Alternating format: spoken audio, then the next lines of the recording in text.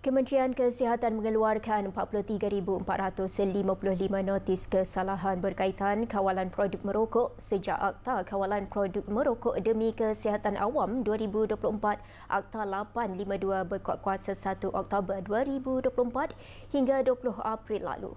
Pengarah Bahagian Perkembangan Kesihatan Awam KKM, Dr. Zulhizam Abdullah berkata, notis pelbagai kesalahan itu melibatkan jumlah kompaun keseluruhan RM10,424,350.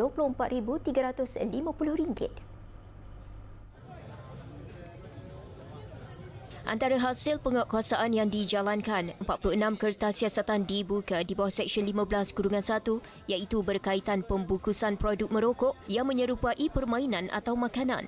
20 kertas siasatan juga dibuka melibatkan Peraturan 3, Peraturan Kawalan Penjualan 2024 iaitu larangan penjualan produk merokok secara dalam talian, manakala 3 kertas siasatan dibuka di bawah Seksyen 7-1 iaitu larangan periklanan produk merokok. Sehingga 20 April, sebanyak 338 notis peringatan telah dikeluarkan kepada premis jualan yang belum melaksanakan pematuhan terhadap Peraturan 6 ini.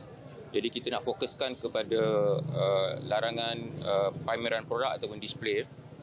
Jadi seperti yang semua sedia maklum, Kementerian Kesihatan Malaysia memutuskan untuk melanjutkan lagi pendidikan tentang Peraturan 6 sehingga 30 September 2025.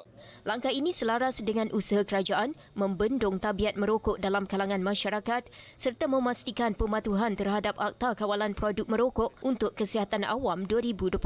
Pengeluaran notis peringatan dan pemakluman pematuhan ini akan diteruskan di seluruh negara. Advokasi KKM ini untuk memastikan pemahaman dan kesiapsiagaan industri sebelum peraturan ini berkuat kuasa sepenuhnya pada 1 Oktober nanti.